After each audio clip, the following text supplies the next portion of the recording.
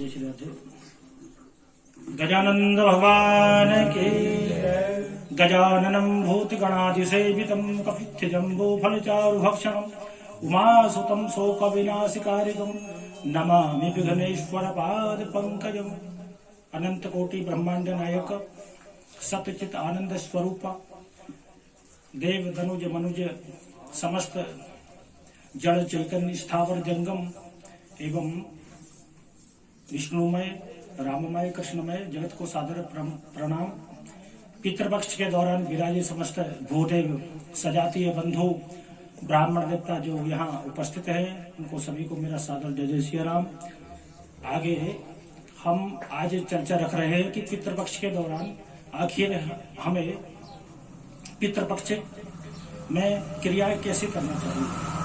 सब भूदेवों से हम जानेंगे, सभी ब्राह्मण देवता जो यहाँ विराजे हुए हैं ये सब अवगत कराएंगे अपने अपने विचारों से कि आखिर पितृपक्ष के दौरान हम पितरों का तर्पण और श्राद्ध कैसे करें। तो वैसे तो शास्त्र की आज्ञा है कि हम रोज भगवान का पूजन करने के बाद पितरों का पूजन करें, पितृ देवार्चन तथा यदि ऐसा नहीं कर सकते तो हर अमावस्या के दिन हमें पितरों का पूजन करना चाहिए, पिंडदान और तर्पण करना चाहिए, श्राद्ध करनी चाहिए। वो सब कुछ नहीं कर पाते तो हमें पितृपक्ष के दौरान 16 दिन अवश्य ही श्राद्ध और तर्पण अवश्य करना चाहिए। यदि इस चीज को हम नहीं करते हैं तो आगे चल के हमारी आने वाली पीढ़ी सब कुछ भूल जाएगी कि हमारे बाबा कौन थे, परबाबा कौन थे। आखिर सब कुछ पितरों ने हमें प्रदान किया है तो हमें श्राद्ध और तर्पण अवश्य करना चाहिए। तो इसी संदर्भ में सभी को हमने यहाँ एकत्रित किए हैं, सब अपने अपने विचार व्यक्त करेंगे। तो मैं सर्वप्रथम मार साहब से निवेदन करना चाहूंगा, आदरणीय श्री प्रमोद कुमार जी की 2 शब्द कहें इस बारे में कि आगे कलागत का मतलब क्या है। या तो प्रश्न करें या उत्तर दें, दोनों में से कुछ न कुछ अवश्य कहें।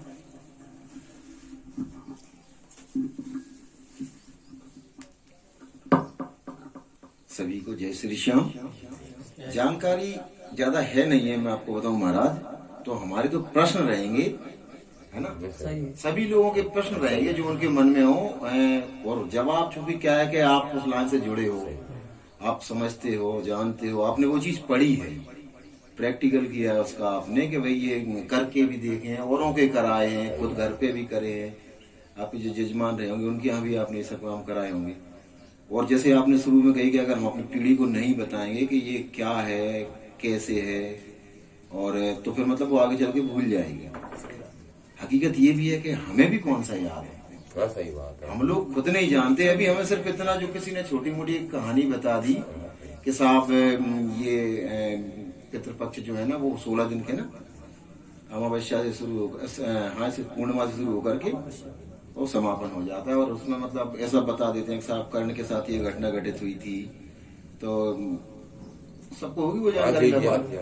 एक कर्ण मतलब दान के मामले में दान भी कर्ण सबसे ज्यादा वैसे रहे, सबसे ज्यादा वो दान, उनके ऐसा दान ही कोई हुआ नहीं। लेकिन उन्होंने दान क्या किया, उन्होंने दान किया, सोना दान किया, चांदी दान की, हीरे दान किए, मोती दान किए। और जब वो चूंकि उनका पहले से दान करेगा तो सीधी सी बात है कि उसे बहुत अच्छी जगह पर स्वर्ग में अच्छा स्थान मिलेगा, मिला भी स्थान, वहां पहुंच भी गए। लेकिन पहुंचने के बाद जब भोजन की मतलब ऐसो आराम सारे वहां पे उपलब्ध है, उन्हें हर तरह की सुविधा वहां मिली। लेकिन जब भोजन की बारी आई तो फिर ये उनके सामने जो उन्होंने दान किया, सोना चांदी हीरे मोती, थाली वैसे कुछ सच के आई बढ़िया, लेकिन उसमें सोना रखा, हीरे रखे, मोती रखे। उनसे कहा गया कि भगवान खाओ, आप बहुत पुण्य करके आए हो, आप ग्रहण करो, भोजन करो। तो उन्होंने कहा कि भाई अब ये मतलब कैसे खाया जा सकता है, बोले जो आपने किया है वही तो है। तो फिर उन्होंने शायद मतलब जो अपन ने सुना है, मैं ये नहीं कह रहा कि मैं ही सही हूँ। फिर उन्होंने मतलब चूंकि कितने वैसे तो नियम ये है कि जो आदमी एक बार यहाँ से चला गया उसके वापस आने का कोई विकल्प है ही नहीं। मतलब वहां से यहाँ से जाने का रास्ता है लेकिन वापस आने का नहीं है, उसी जगह। लेकिन चूंकि पुण्यवान थे तो वो वापस भी आए ना। और उन्होंने फिर वहां से निवेदन किया भाई कि मुझे कुछ समय और तो मैं वापस जाकर पृथ्वी पे ये सब करके आता हूँ, तभी तो मतलब मेरी व्यवस्थाएं सही रही। फिर यहाँ आगे उन्होंने इन दिनों में अपने साथ जो मतलब अन्नदान किया, ब्राह्मणों को भी भोजन करा अपने पितरों के निमित्त। तब से शुरू हुआ। तो सबसे पहले आप हमें यही समझा महाराज के, आप ही बताओ अपने हिसाब से पितृपक्ष है क्या, पहली बात। और जैसे आपने भी एक शब्द कही कि तर्पण, अभी हम जानते नहीं है कि तर्पण क्या चीज है, कहाँ है अपन को जानकर। श्राद्ध अपन समझते हैं, श्राद्ध का अपन, और श्राद्ध में भी अपन सिर्फ इतना समझते हैं कि आज हमारे दूसरी पीढ़ी के या तीसरी, मतलब शायद 3-4 पीढ़ी तक चलता है ना।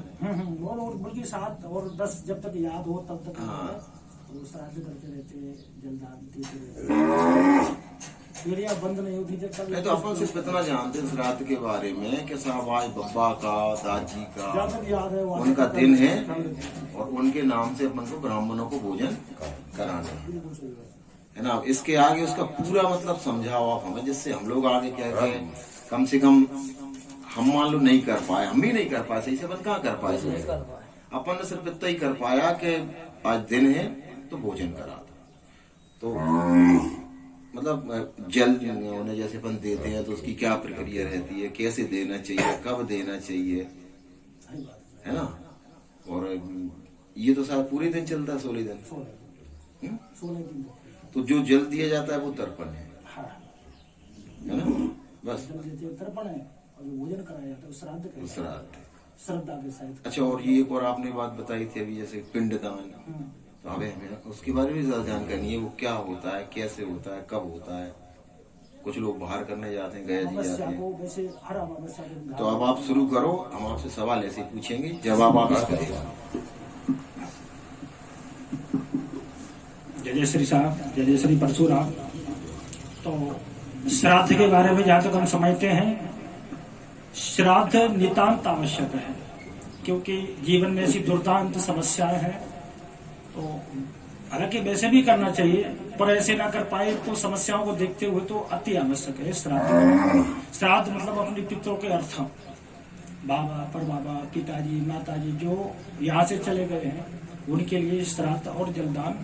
वैसे तो हो सके तो हर दिन, जैसे हम पानी पीते हैं, जैसे पानी उन्हें पिलाना चाहिए। तर्पण का मतलब होता है जल पिलाना, जैसे भोजन जरूरी है वैसे जल आवश्यक है। नहीं, लेकिन जैसे आपने बताया भी हाल के उन्हें अपन जैसे मान लो अगर हो सके तो प्रतिदिन। हाँ, लेकिन कुछ लोग ऐसा बताते हैं, अपन को उसकी ज्यादा जानकारी तो है नहीं है, कुछ लोग ऐसा बताते हैं कि वो सिर्फ इन्हीं दिनों में जल गिरन। वो सही बात है, मैं आपकी बात मानता हूँ, पर नियम ऐसा है जैसे देव पूजन अनिवार्य है रोज, वैसे पितरों का पूजन भी किया जाए और पितरों का तर्पण भी किया जाए।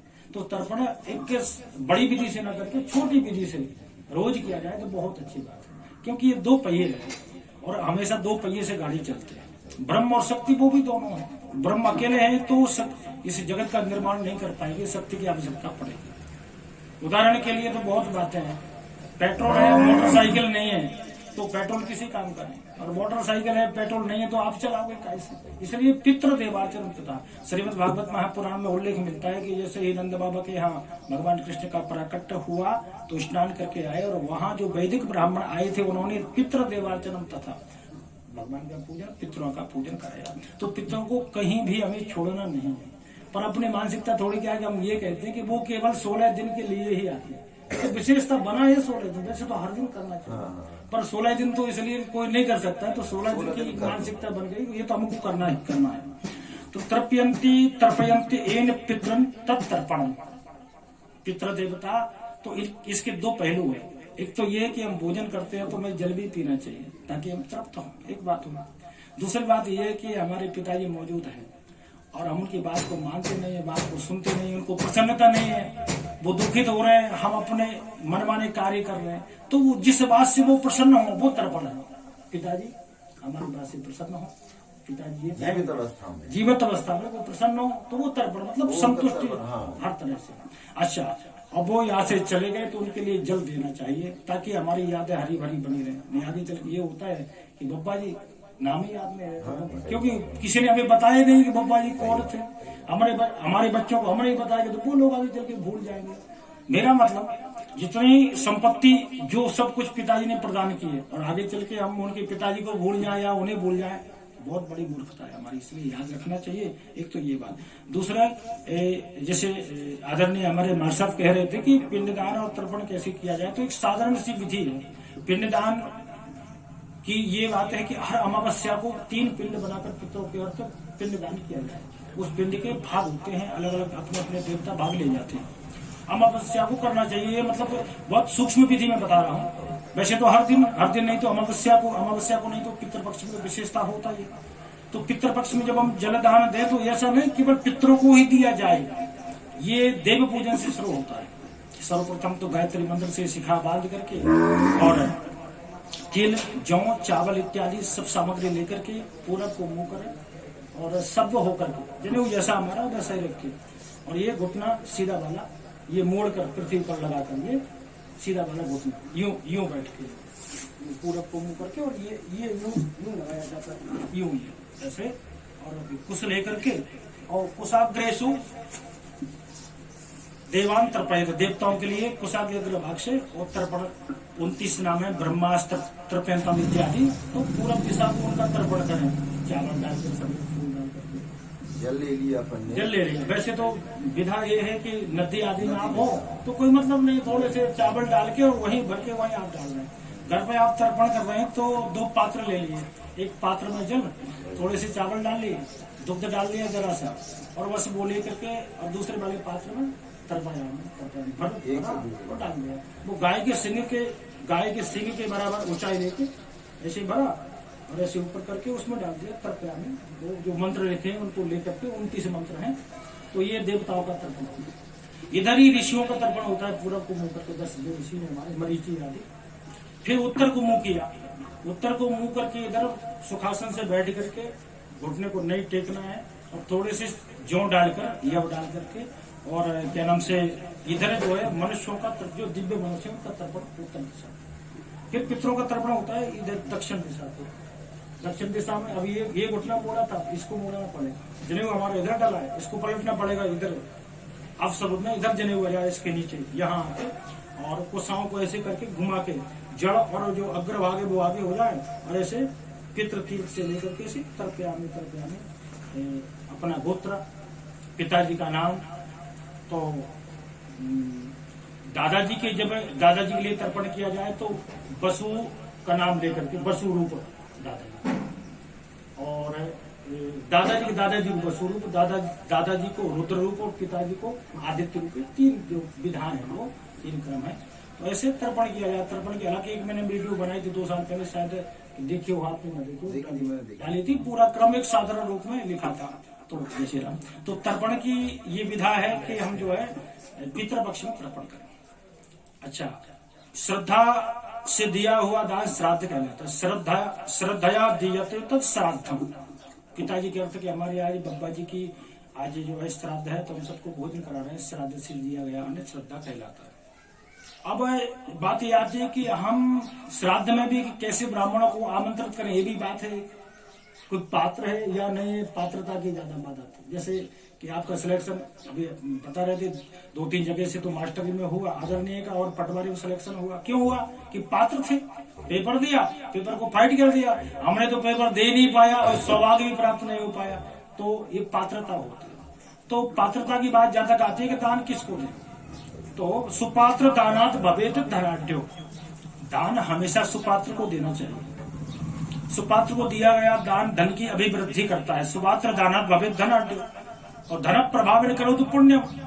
धन जब आएगा अच्छी जगह से तो पुण्य कार्य में लगेगा, सीधी सी बात है। वो पुण्य प्रभावात स्वर्लोक वासी, और उस पुण्य के प्रभाव से हमें स्वर्ग आदि लोगों का वास प्राप्त होगा। और पुनर्धनाढ्यो पुनरेव भोगी। अब स्वर्ग ऐसा नहीं है कि हमारा रिजर्वेशन हो गया तो हो गया। हमारे जहाँ पुण्य खत्म हो जाते हैं, छीन हो जाते हैं, तो मृत्यु लोक में हमें फिर अपनी श्रेणी के अनुसार, तो पुण्यात्मा यदि कोई है तो अच्छे घर में धनाढ्य व्यक्ति के यहाँ जन्म होता है, अच्छे अच्छे भोगों को भोगता है। केवल सुपात्र को दान देने से, वो कहीं भूलकर कुपात्र को दान दे दिया तो कुपात्र दानात भवेत दरिद्रो। कुपात्र को दे दिया, उसने जाकर दारू पी ली, जुआ खेल गया, हम दरिद्र हो गए। कुपात्र दानात भवेत दरिद्रो। और दारिद्र दोषिन करे तो पापम। कोई गरीब होगा, दारिद्र होगा, उसके पास व्यवस्था खाने की नहीं होगी तो वो पाप भी कर सकता है। दारिद्र दोषण करो तो पापम, वो पाप प्रभावात नरकम प्रयाति। ये पाप करेगा तो नरकों में जाएगा। और पुनर् जब वो यहाँ उसका जन्म होगा तो दरिद्रो पुनरेव पापी, वो दरिद्र के यहाँ भाग्यहीन क्या जन्म लेगा, पापी, और अपने पाप कर्मों को भोगेगा। इसलिए पहली बात तो ये आती है कि सुपात्र का चयन करके आ जाओ ना, दान देना चाहिए। दान दीन को दीजिए, मिटे दरिद्र की पीर, औसतता को दीजिए, जाके रुक सके। दान की नितांत आवश्यकता है। और एक बात मैं आपको बताऊं, हमारे घर भिखारी भीख मांगने आता है, आपने देखा हो, तो केवल भीख ही नहीं मांगता, अब तो बहुत अच्छी शिक्षा हमें प्रदान करके जाता है। एक हास्य बात मैं कहूं कि सुबह का वक्त था और एक भिखारी भीख लेने के लिए आए। सेठ जी 6वीं मंजिल पर टहल रहे थे ऊपर, तो भिखारी ने कहा, अन्नदाता कुछ मिल जाता। तो बोला, सेठ चल कुछ नहीं, भगवान थोड़ी सी कृपा कर दो, कुछ दे दो, फिर भी कुछ नहीं दिया उसने, चले यहां से। बोले, अरे सेठ जी कुछ तो दे दो। अरे सेठ भर दो मेरा पेट, फिर भी बोले मेरे पास कुछ नहीं, चले यहां से। तो भिखारी तेवर बदलते हुए बोला कि तेरे पास कुछ नहीं है? बोले कुछ नहीं। आजा नीचे, एक कटोरा तू भी पकड़ ले, साथ भिक्षा मांगेगी। जब कुछ नहीं तो चल भिक्षा मांग ले।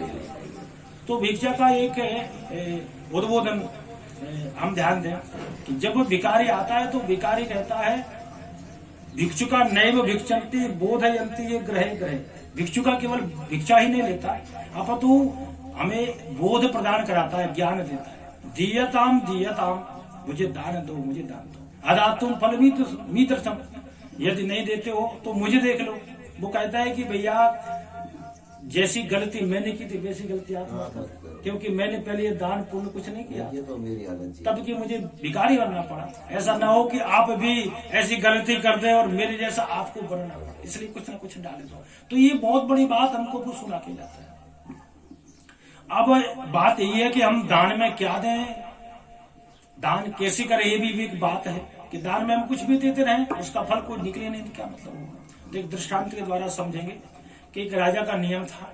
एक राजा नित्य प्रति गरीबों को दान दिया करता था, लाल लगी रहती थी, नित्य नियम से निवृत्त होकर के वो दान देता था। बहुत सारे लोग जिनको जो चाहिए, रुपया, धन, पैसा, जो वस्तु चाहिए वो सब देता था, दान देता रहा। ऐसा करते करते उम्र गुजर गई और वो इस लोक से चला गया। उसका पुत्र भी क्रिया करने के बाद वही नियम को अपना करके दान देता रहा। एक दिन कहीं से महात्मा आए, वही निवास किया। सुबह देखा कि काफी लोग लाइन में लगे हुए हैं और दान दे रहा है। तो महात्माओं ने देखा और पूछा कि भैया ये कब से चल रहा है तुम्हारे यहाँ? बोले काफी दिनों से पिताजी करते थे, अब मैं कर रहा हूँ। तो महात्मा होशियार थे, उन्होंने कहा कि पिताजी से आप बात करना चाहो तो मैं बात करा सकता हूँ, राम राम जैसे कि ठीक है। पिताजी से बात कराई महात्माओं ने। तो पुत्र ने कहा पिताजी से, बोले पिताजी तुम ठीक तो हो? तो पिताजी बोले मैं ठीक होता यदि किसी को दान न देता तब। बोले क्यों, ऐसी क्या आपने गलती कर दी?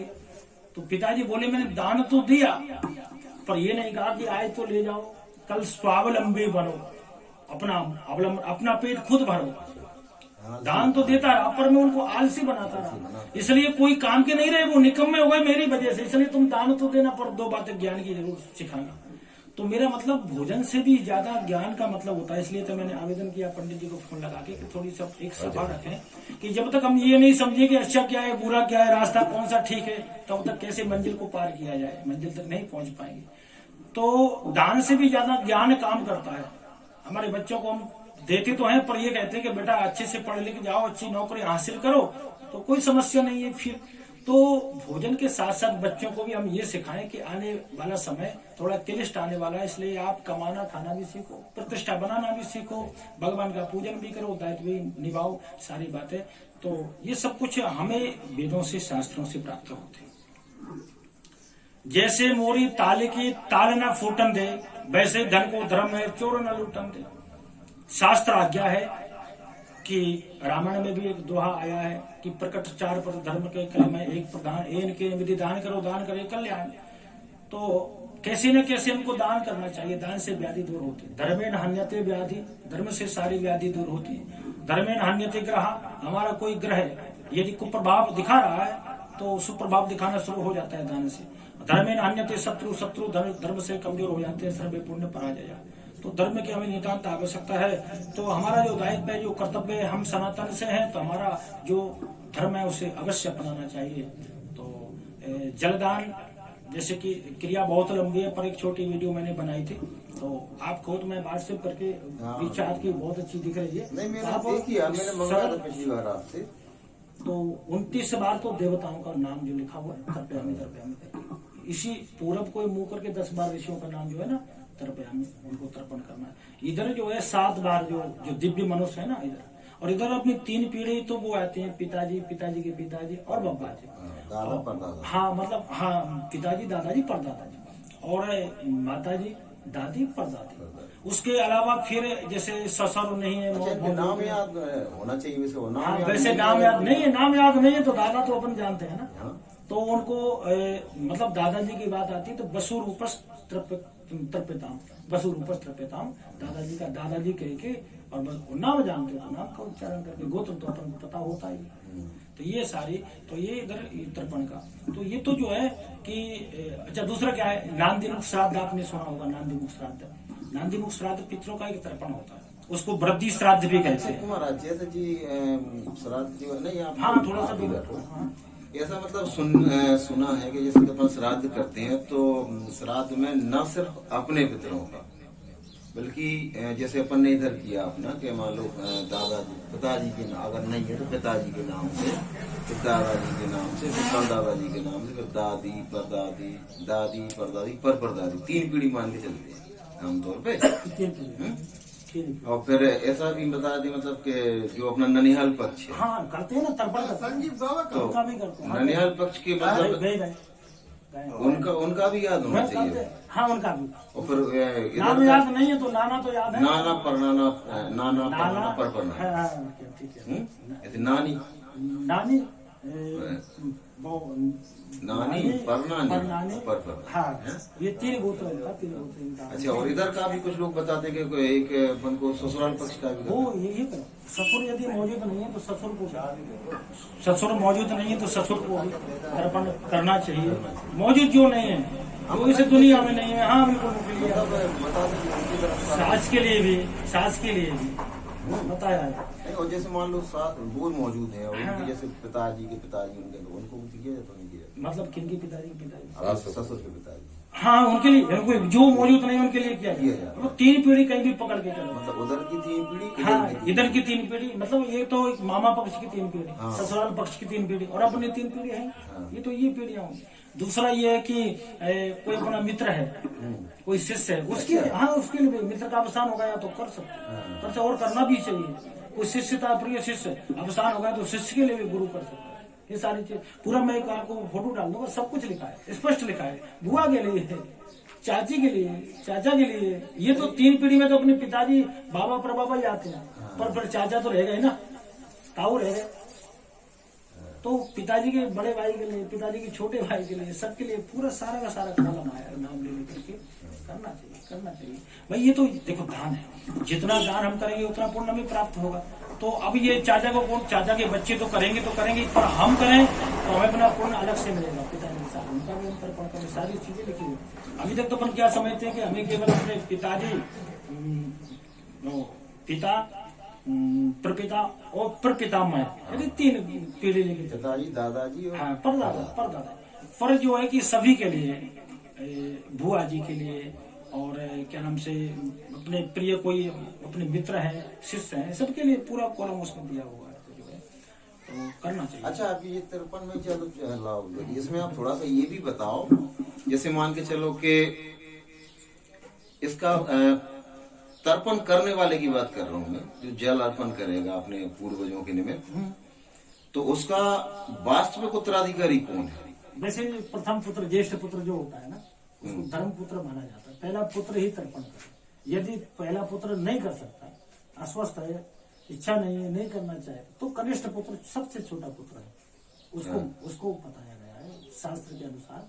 हम तो जो बीच में जो है उनका, हालांकि वैसे ऐसा कहीं स्पष्ट उल्लेख नहीं आया कि वो नहीं कर सकते, जैसे उनकी इच्छा है तो वो भी, मतलब ऐसा नहीं आया, मतलब मैं नहीं कहूंगा इस बात को, पर पहला पुत्र और सबसे छोटा पुत्र, वैसे अब इसके लिए क्या है, 2-3 बातें हैं। नहीं, अब यहाँ जैसे मान के चलो कि आज चलो ठीक है, आज अपन संयुक्त परिवार में रह रहे हैं, तो यहाँ ये कंडीशन बने, जब मैं अपने ऊपर बता रहा हूँ, जैसे मान के चलो कि हम 3 भाई हैं और बड़े भाई साहब करते हैं, ये मतलब मान के चलो मैं करता हूँ कि हम 3 सब लोग एक साथ हैं, तो हम 3 में से कोई एक करेगा। आपने जैसे मतलब शास्त्र जो कह रहा है कि बड़ा करे ज्येष्ठ पुत्र, वो नहीं कर पा रहा तो कनिष्ठ करे, छोटा करे, है ना। अब कल को मान के चलो कि हम लोगों के व्यक्तिगत परिवार होते हैं, है ना, तो फिर क्या वो जो अलग अलग नहीं करेंगे सभी लोग? फिर ये है कि मतलब क्या नाम से श्राद्ध तो उन्हें भी मानना चाहिए जो बीच वाले हैं। नहीं, फिर तीनों नहीं करेंगे क्या? मैं ये कह रहा हूँ कि फिर एक ही करेंगे। इसलिए तो मैं कह रहा हूँ कि थोड़ा सा मैं बोलना चाह रहा हूँ मैं कि प्रथम पुत्र जो है, पहला पुत्र धर्म पुत्र कहलाता है, अन्य पुत्र कामज होते हैं, मतलब काम काज के लिए या संतान उत्पत्ति के लिए। मान लो पहला पुत्र शास्त्रों में धर्म पुत्र कहलाता है। जैसे कि आइए, प्रथम पुत्र पहला पुत्र धर्म पुत्र है, अन्य पुत्र कामज कहलाते हैं। अब पहला पुत्र जैसे हमारे साहब प्रश्न कर रहे हैं कि पहला पुत्र ना करे, बड़ा या करने की पोजीशन में नहीं या करना नहीं चाहता, तो छोटा वाला पुत्र कनिष्ठ पुत्र जो है पिता की क्रिया कर सकता है। 2 चीजें। अब बात रही बीच में जो भी भाई है, 3 भाई है तो एक बीच में रहा, 4 है तो 2 बीच में, 5 है तो 3 बीच में, 6 है तो जैसे जैसे भाई ज्यादा होंगे उतने बीच में आते जाएंगे। तो मेरा ये मतलब है कि जो बीच के जो भाई है ना, तो वैसे ऐसा स्पष्ट कहीं लेख आया नहीं है, पर एक उदाहरण के मुताबिक हम बात कर सकते हैं कि महाराज दशरथ जी के पुत्र जो भरत जी थे, वो बड़े पुत्र नहीं थे, वो मंझले पुत्र थे, पर सारी की सारी क्रिया भरत जी ने दशरथ जी महाराज की जय श्री राम। आपत्ति कालीन मर्यादा नास्ती, जहाँ आपत्ति आ जाती है वहां मर्यादा को भी छोड़ना पड़ता, बल्कि मर्यादा को निभाना चाहिए।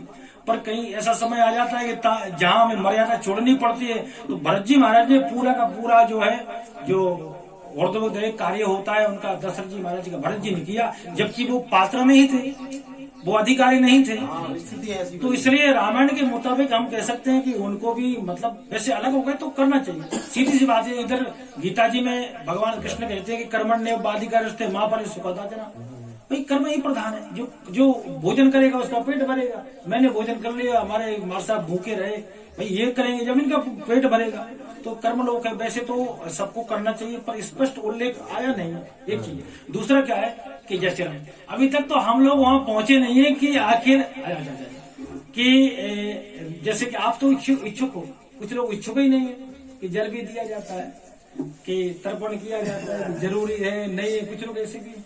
तो बीच के जो पुत्र हैं उनके लिए भी तो शास्त्र में स्पष्ट उल्लेख तो नहीं, पर करना चाहिए रामायण के मुताबिक। भरत जी महाराज ने, जैसे आपका भी प्रश्न था तो मैं आपसे थोड़ा कह रहा हूँ कि भरत जी ने दशरथ जी महाराज की सारी क्रिया की, पूरी क्रिया, जबकि बीच वाले नहीं कर सकते। लेकिन रामायण के मुताबिक आपत्ति कालीन मर्यादा नास्ती, तो करना चाहिए। ये दूसरी एक वो विधा है कि कहावत है, पुण्य की जड़ पाताल में, पाप की जड़ अस्पताल में, सुना होगा। ये हकीकत बात है कि जो जैसा व्यक्ति कर्म करेगा वैसा फल उसको प्राप्त होगा। तो एक दृष्टांत के द्वारा मैं आपको समझाऊं कि एक राजा के यहाँ एक ब्राह्मण देवता और मंत्री का काम करते थे, रोज आते थे। एक दिन राजा ने कहा, बोले तुम्हारे बाल गोपाल नहीं है? तो पंडित जी बोले कि हाँ मेरे पुत्री है। तो कहा उनको लेके आना। तो पुत्री को लेकर के जब राजा के पास में आए तो राजा ने पुत्री से कहा कि आप भी ज्योतिष वगैरह कुछ जानती हो क्या? तो पुत्री ने कहा कि सुनो राजन, आज से 15 दिन बाद एक घोड़े का व्यापारी घोड़े लेकर के यहाँ आएगा, और अन्य घोड़ों का मूल्य तो व्यापारी बताएगा, पर एक जो शीघ्रगामी घोड़ा होगा 3 पैर का, वो घोड़ा अपनी कीमत स्वयं बताएगा। इतना कहकर वो चले गए शाम को पिताजी के साथ। और 15 दिन बाद वाकई में वो व्यापारी घोड़े लेकर के आया, और जब राजा ने पूछा कि घोड़ों का मूल्य क्या है, तो अलग अलग घोड़े की कीमत बताई, और एक घोड़े के लिए कहा कि आप इस पर बैठ करके जाओ, इसकी कीमत इस स्वयं बताएगा। राजा घोड़े पर सवार हुआ, बैठ करके गया, तो वो घोड़ा स्वर्ग लोक को ले गया। बीच में देखा बहुत बड़ा मकान बन रहा था, बहुत बड़ा भवन निर्माण हो रहा था। राजा ने रोककर पूछा कि ये क्यों बनाया जा रहा है? तो कारीगर काम कर रहे थे, उन्होंने कहा कि मृत्यु लोक का एक राजा धर्मात्मा है, और वो जब मृत्यु के बाद जब देह अवसान हो जाएगी तो यहाँ आकर निवास करेगा, बहुत धर्मात्मा, उसके लिए ये मकान का निर्माण किया जा रहा है। ठीक है। आगे जब बढ़े तो देखा एक चौराहा, बहुत सुंदर सजाया बनाया जा रहा था। पूछा तो कहा कि राजा को घूमने के बैठने के लिए है, आगे उपवन की तैयारियां चल रही थी। तो जवाब में यही मिला कि राजा के लिए निर्माण कार्य चला है। स्वर्ग के द्वार से घोड़ा वापस लेकर के राजा को आ गया और राजा को लगा कि ब्राह्मण की पुत्री बहुत होशियार है, क्यों ना शादी कर ली जाए। तो कहा पंडित जी तुम्हारी पुत्री के साथ हम विवाह करेंगे, शादी करेंगे। पंडित जी घर आए और बड़े दुखित हुए, अपनी पुत्री से कहा कि बेटी ऐसी सी बात है। अच्छा। पुत्री बोली पिताजी चिंता न करो, कल सुबह फिर मुझे ले चलो। वो लड़की आई, सुबह आकर के राजा को नमस्कार किया, बोले राजन मुझसे आप शादी करना चाहते हैं? बोले हाँ। मैं तैयार हूँ, लड़की बोली, पर मेरी एक शर्त है कि आप एक बार फिर उसी घोड़े पर बैठ करके स्वर्गलोक की यात्रा करें और लौट करके फिर मुझे आप जवाब दें। मैं तैयार हूँ। राजा फिर से घोड़े पर बैठ करके गया। जहाँ हजारों आदमी काम कर रहे थे, आज वहीं 2000 आदमी उस मकान को तोड़ रहे हैं। राजा ने पूछा क्यों तोड़ा जा रहा है? तो उन्होंने कहा कि जो मृत्युलोक का राजा जो धर्माचारी था वो पापाचारी हो गया, एक ब्राह्मण कन्या से विवाह करने के लिए तैयार, इसलिए इसको तोड़ा जा रहा है। वो इसके लायक नहीं है, वो पात्र नहीं। आगे पूछा तो चौराहा भी तोड़ा जा रहा था, उपवन भी नष्ट भ्रष्ट कर दिए गए। पूछा तो कहा कि अब वो धर्माचारी नहीं रहा। स्वर्ग लोक से लौट करके घोड़ा लेकर के जब वो आया और आकर के जब पूछा लड़की ने, बोले महाराज अभी भी मुझसे विवाह करना चाहोगे? तो चरणों में गिर पड़ा, बोले मुझे आपने बहुत अच्छी शिक्षा दी, बहुत अच्छा ज्ञान दिया। तो कहने का तात्पर्य थोड़ा सा हम समझे कि हम जो कर रहे हैं वो ठीक है या नहीं है। तो कई प्रश्न है। दूसरा समय भी काफी हो रहा है, मैं अपनी वाणी को विराम देना चाहूंगा जल्द ही। एक कनागत का थोड़ा सा मेरा भाव है कि लोग कहते हैं कि कनागत, और दूसरा एक देहाती भाषा में सुना होगा कराए दिन भी कहते हैं। तो एक दो बार शायद मामा जी ने भी कभी कहा होगा कि कितने मीठे दिन हैं, उनको कराए दिन कहते हैं। खीर भी मिलती है, पुए भी मिलते हैं खाने के लिए। तो ये कनागत जो है ना, एक वो कर्क आगत भी कहते हैं, वो करणागत भी कहते हैं। ये तो ये सूर्य कन्या राशि में संचार करते हैं, इसलिए दूसरा क्या नाम से करणागत जो कर्ण आए हुए हैं। जैसे अभी पंडित जी बता रहे थे, मार साहब ने कहा था कि कर्ण के साथ वाकई में ऐसा ही हुआ। कर्ण इतना दानी था और बुद्धि इतनी प्रखर थी दान में। एक बार क्या हुआ कि अर्जुन ने कहा भगवान कृष्ण से, बोले हर समय आप केशव कर्ण की तारीफ करते हो, हमारे धर्मराज भी तो दाता है, वो भी दान करते हैं, कभी उनकी तारीफ नहीं की। तो भगवान ने कहा प्रत्यक्षम किम प्रमाणम, समय आएगा तो बता दिया जाएगा। एक दिन अर्जुन और भगवान कृष्ण ब्राह्मण वेश में पानी बरस रहा था, बरसात के समय हमारे धर्मराज के पास पहुंचे और वहां जाकर के कहा कि हमको हवन करने के लिए, अग्निहोत्र के लिए सूखी चंदन की लकड़ी चाहिए। धर्मराज बड़े प्रसन्न हुए और अपने अनुचरों से कहा कि चंदन की लकड़ी ला करके दे दो, ब्राह्मण देवता होम करना चाहते हैं, हवन करना चाहते हैं। तो नौकर आए भृत्यों ने कहा कि चंदन तो बहुतायत मात्रा में है, पर सूखा नहीं है, गीला है। तो महाराज धर्मराज लज्जित हुए, बोले क्षमा करें ब्राह्मण देवता, मैं आपकी इस मांग को पूरा नहीं कर सकता। लौट करके आए। अर्जुन बोले लो महाराज, अब धर्मराज की तो कोई गलती नहीं है। तो भगवान ने कहा ऐसे ही कर्ण के पास चले। उसी बेस में जब कर्ण के पास पहुंचे, कर्ण बड़ा प्रसन्न हुआ, स्वागत किया, चरणों को धुला, बिठाया, आदेश करें ब्राह्मण देवता क्या चाहिए। तो वही बात कि अग्निहोत्र के लिए सूखा चंदन चाहिए। व्रत गए, नौकर गए, बरसात का मौसम था, चंदन तो बहुत तब पर गीला था। लौट कर आकर कहा कि चंदन तो है पर गीला है। और कर्ण ने सोचा कि यहाँ से ब्राह्मण देवता मेरे घर से उदास होकर चले गए तो मेरा क्या मतलब हुआ। ये द्वार, ये खिड़की, ये दरवाजे चंदन के बने, कब काम आएंगे, फाड़ डालो, तोड़ डालो, ब्राह्मणों को समर्पित कर दो, अग्निहोत्र कर दो। तो कहने का भाव कर्ण बड़ा दानी था, तो स्वर्ण दान किया, क्योंकि सोने की कीमत बहुत ज्यादा मानी जाती है। और जब वहां स्वर्गलोक में पहुंचा तो सारे सुख सुविधाएं उसको प्राप्त हुई और सोना ही खाने के लिए आया। तो कर्ण ने पूछा ये क्यों? बोले जो दान किया था सो आपको मिल गया। तो बोले मुझे एक मौका दिया जाए। कर्ण के लिए फिर 16 दिन का मौका दिया, तो इसलिए कर्णागत कहते, उसी का अपवंश है, हम कर्णागत कहने लगे हैं, हम कर्णागत कहने लगे। और ये सूर्य नारायण जो उसमें कन्या राशि में संचार करते हैं, तो इसके दोनों लोकाचार में जैसा सुन लिया वैसा कहने लगते हैं। एक छोटी सी बात आपने सुना होगा कि कुत्तों की खीर नहीं पचती, पर ये बात सही नहीं है। कुत्तों की खीर नहीं पचती, बात यह है कि जो अतर जा रहा होता है उसके दाने निकालें, चावल होते हैं, दिन की खीर हम खाएं तो अपच मतलब जो है कि भूख नहीं लगती, पेट हमारा भरा भरा सा रहता है, 5-7 दिन तक शायद भूख नहीं लगे। तो कुत्तों की खीर नहीं पचती है तो बात सही है, पर हम अपभ्रंश में कहने लगे कुत्तों को खीर नहीं पचती। कई ऐसी बातें समझने की कोशिश नहीं करते और कहने लग जाते हैं। करनागत है मतलब, हाँ करणागत है ये कि कर्ण लौट करके आए, आगत मतलब आना, हाँ लौट करके आए कर्ण। करनागत तो कर्ण के ये 16 दिन, कई बातें ऐसे हैं करनागत कर जो समझ नहीं आती। दो शब्द थोड़ा सा आप बोले जब तक मैं व्यस्त देख लूँ भोजन की, भोजन भी हो जाओ थोड़ा सा, है ना, देख के मैं आता हूँ 2 मिनट के लिए आप आ जाए, जो भी आपको जानकारी देनी। हाँ जो जैसे ही बहुत अच्छी जानकारी, आपने अच्छे प्रश्न किए और जवाब दिया। और जो भी बोलना चाहे हमारे चाचा जी हैं, जो कुछ बोलना चाहें आप, है ना, अच्छा आपको सुना दो, 2 शब्दों से आप करें चाचा जी जो भी बोलना चाहें। और तो भोजन करता दूसरी जगह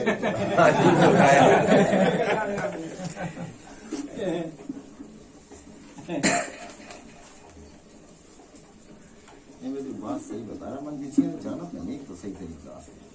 एक तो काय बाकी पद्धति भी बड़ी बेसी है, थोड़ी सी काय की तरपन की, इसमें अपन अब ऐसे बैठने कैसे बैठने, फिर कुसाकों भी 2-3 तरीके से ले जाते हैं, अग्रभाग से अलग, कई चीज समझ में नहीं आ पाए।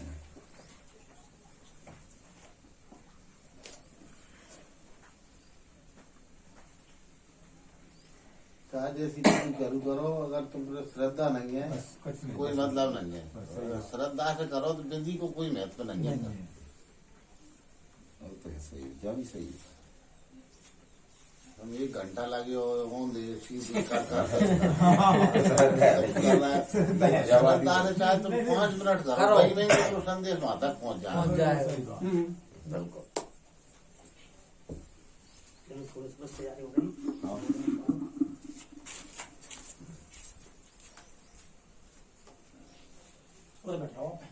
अच्छा, कर्ण के बारे में, दान के बारे में तो कई वैसी वो कथाएं फिर चले थे क्या मरा है। हाँ कई बात। हाँ एक मैंने भी सुनी थी, मतलब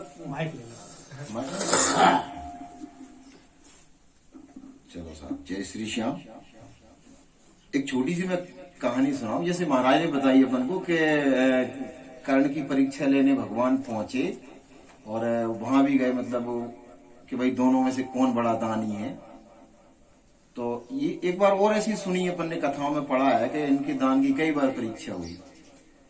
तो मतलब किसी ने कहा भगवान से कि आप मतलब ये सब करते रहते हो, कर्ण में क्या विशेषता है बताओ थोड़ा सा, ऐसा कौन सा बड़ा दानी, दान तो सभी करते हैं। तो उन्होंने कहा चलो ठीक है, इसका अपन एक प्रैक्टिकल करके देखते हैं। तो उन्होंने क्या किया कि युधिष्ठिर को ले गए और एक सोने का बहुत बड़ा पर्वत था और कह दिया कि आपके पास 2 दिन का समय है, जितना आपको सोना दान करना हो आप सोना दान करना। 2 दिन का समय है, जितना सोना दान करना हो। ये पहाड़ है, कम नहीं होगा, ये पक्की बात है। युधिष्ठिर ने कहा ठीक है, ये तो अच्छी बात है, जब मिल रहा है दान करने को तो करना चाहिए। तो उन्होंने क्या नगर में पूरे में ढिंढोरा पिटवा दिया कि जिस जिसको सोना चाहिए वो सुबह से आए और वहां धर्मराज जो है ना वो दान करेंगे। तो लोग वहां पहुंचते गए तो उन्होंने क्या हुआ कि दान देना शुरू कर, जितना उनके हाथ आए ना ऐसे भर के देते चले। तुम आए तुम्हें दे दिया, दूसरा आ गया, तीसरा आ गया, जितना मतलब पूरे 2 दिन तक यही प्रक्रिया चली मामा। सब लोग आए, सबको उन्होंने खूब दिल से दान दिया, जितना दे सकते थे। तो बोले हो गई, बोले बहुत बढ़िया, ये तो अच्छा दान करते हैं। और भी लोगों को लगा लिया उन्हें दान देने के लिए, 5 भाइयों को ही बुला लिया, तुम भी करो, क्या दिक्कत है, अपने पास है व्यवस्था। तो फिर क्या हुआ कि सेम यही कंडीशन उन्होंने उनके सामने कर दी, कर्ण के सामने। ये सोने का पर्वत है, जी भर के दान करो, 2 दिन का समय है तुम्हारे पास। कर्ण ने भी वही किया, उन्होंने कहा, लेकिन उन्होंने थोड़ा सा बदल दिया। उन्होंने कहा कि देखो भाई, जिसको भी आवश्यकता हो वो दान लेने के लिए आए, और अंगराज कर्ण जो है ना वो बैठे हैं, दान ले आओ, स्वर्ण दान करेंगे। सब लोग गए मामा। तो कर्ण ने क्या किया, कर्ण वहां खड़े हो गए जाए और किसी से ये नहीं कहा कि आओ भाई दान। उन्होंने ये कह दिया कि जिसको जितना चाहिए उतना ले जाओ। क्या मतलब, अपन क्या निमित्त बने, तुम्हें चाहिए ले जाओ, ये पहाड़ है, जिसको जितना चाहिए ले जा सकते। बहुत अच्छा राजा मिलना है तो क्या मतलब है, अपन काय को वो करेंगे। तो उन्होंने कहा ये अंतर है, वो बांट रहे थे अपने हाथ से, उन्होंने क्या दिया, कोई जिसको जितना चाहिए बुद्धि प्रखर लो। उन्हें देव बाबू महाराज दो शब्द कौन से- उड़ा दी मैं नहीं अरे हाँ सोचते जानते नहीं बोले अगर खाई तो बस हाँ, जो गई बात हो गई किसान महाराज हमको भागवत तो करना ही रहे